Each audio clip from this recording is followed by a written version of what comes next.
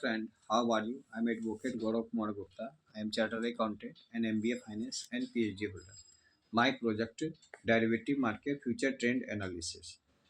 आज हम डिस्कस करें difference between warrant and summon case. In a warrant case and BNSS, we prescribe to divergent procedure to be followed by the magistrate depending on whether the case is instituted on a police report. If it is instituted on other than a police report. Warrant case में यह होता है. समन case में था however irrespective how of how it was instituted, there is only on one procedure prescribed by BNSS for the trial of a summon case. Trial of a summon case. उसके बाद दूसरा point बता है warrant case में a charge need to be frame against the accuse in a warrant case.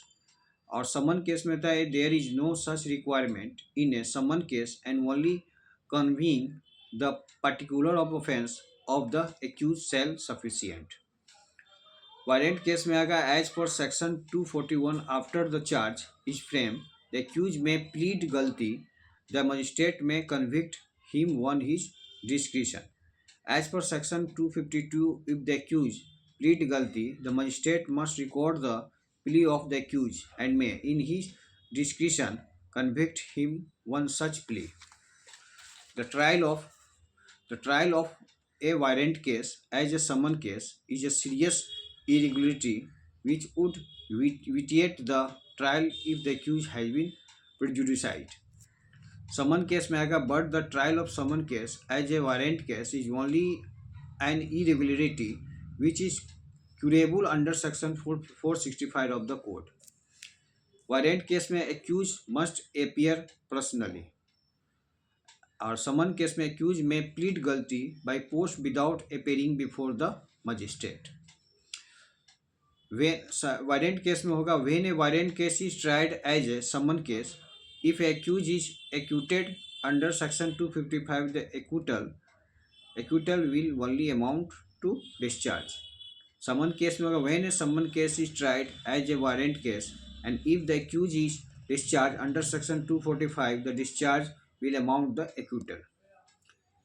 Accused must appear personally. Warrant case में accused may plead guilty through post without appearing personally before the judge. उसके बाद आइए a warrant case cannot be convicted into summon case.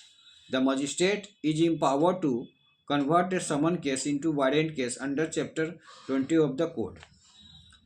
Warrant case में in warrant case the accused get more than one opportunity to cross-examine the prosecution witness. And in a summon case get only one opportunity to cross-examine the prosecution witness. A warrant case cannot be converted into summon case. Warrant case को हम summon case में convert नहीं कर सकते हैं, लेकिन as per section 259 a summon case can be converted into warrant case.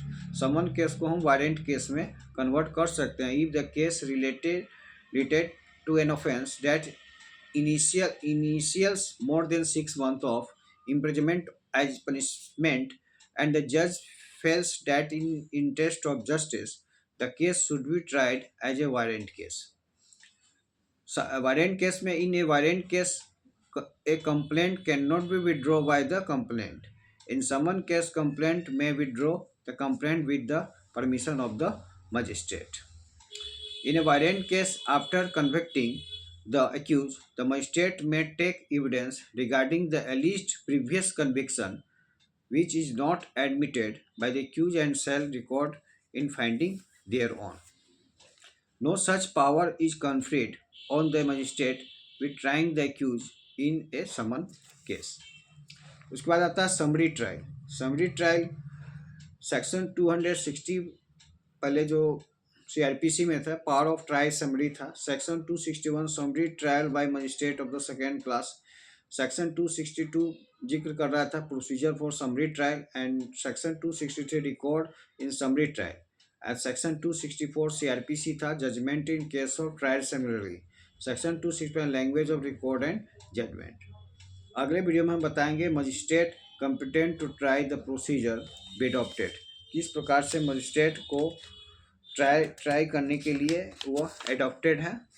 Sentence and judgement क्या होता है, एविडेंस क्या होता है, acquittal and accused of in warrant case में एक्यूज को बरी कैसे किया जाता है, एक्यूटल कैसे किया जाता है, ओरल चार्ज क्या होता है, final order should be whether accused been discharge और एक्यूटल, फिर summary trial of case against government servant के अगेंस्ट में समरी ट्रायल का केस कैसे चलता है, रजिस्टर फॉर समरी केसेस क्या होता है, समरी केसेस का रजिस्टर्स कैसे मेंटेन होता है, प्ली बार्गेनिंग क्या होता है, plea bargaining chapter 21A of CRPC में था, BNSS में चेंज कर दिया गया। मेकिंग और organise of contempt of plea bargaining क्या है, इसके बारे में जिक्र करेंगे। उसके बाद इनहेरेंट पावर 482 हाई कोर्ट में का इनहेरेंट पावर 482 सेक्शन 482 में दिया गया है, जो BNSS में चेंज कर दिया गया। इनहेरेंट पावर के बारे में जिक्र करेंगे। आज का वीडियो यहीं पे वाइप आउट कर रहे हैं। That's all.